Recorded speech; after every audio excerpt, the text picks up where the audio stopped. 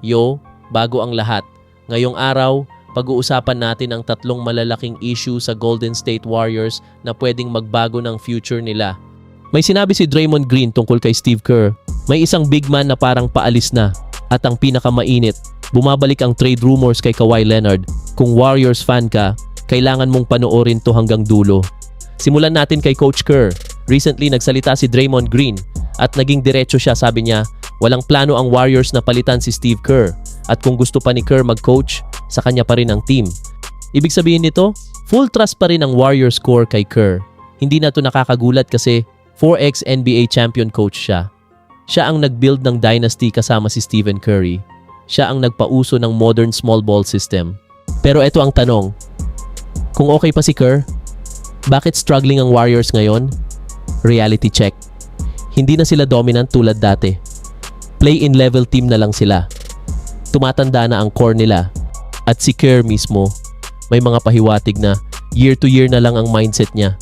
So ang tunay na issue dito, hindi kung gusto siya ng Warriors, kundi kung gusto pa ba niya magstay. Ngayon, punta naman tayo sa roster problem nila.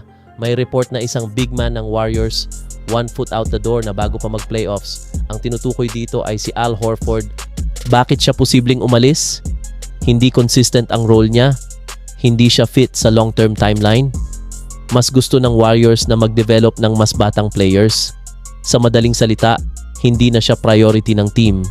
At kung mapapansin nyo, mas binibigyan na ng minutes ang mga bata tulad nila Brandin Podziemski, Gui Santos. Meaning nito, unti-unti nang nagsishift ang Warriors sa bagong era. Pero ito ang problema, kung aalis ang mga veteran, pero hindi pa ready ang young core, mabibitin ng Warriors sa gitna. At yan ang pinakadelikadong sitwasyon sa NBA. At eto na ang pinakamainit na topic, ang trade rumors kay Kawhi Leonard. Hindi pala fake news. According sa reports, halos matuloy na ang trade noon. Pero umatras ang Los Angeles Clippers last second. Isipin nyo yon na one move away lang ang Warriors para makuha si Kawhi. At ngayon, bumabalik ulit ang usapan. Ayon sa recent interview ni Kawhi, great opportunity daw na makashare niya sa floor ang player tulad ni Curry at Green at maging coach si Steve Kerr. Ibig sabihin parang nagpapahiwatig si Kawhi. Ngayon, bakit gusto siya ng Warriors? Elite two-way player pa rin siya. Perfect fit kay Stephen Curry. Kaya niyang ibalik ang championship window. Imagine nyo to, Curry plus Kawhi combo, automatic contender agad. Pero eto ang malaking risk. Hindi biro ang kapalit. Posibleng kasama sa trade, Draymond Green, Jimmy Butler, future picks, at higit sa lahat, injury concerns ni Kawhi.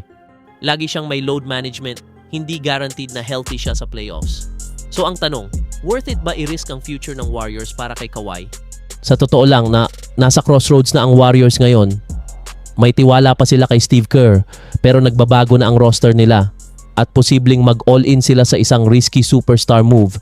Tatlong posibleng future: 1. Stay loyal sa core, Curry, Draymond, Kerr. 2. Full rebuild with young players. 3. Or all-in trade kay Kawhi. At dito papasok ang pinakamahalagang tanong, ano ang pipiliin ng Warriors? Kung ikaw ang GM ng Warriors, ititrade mo ba si Draymond para kay Kawhi? O mananatili ka sa core nila? Comment nyo sa baba. Don't forget to like, share at subscribe para sa mas marami pang NBA updates. Peace out!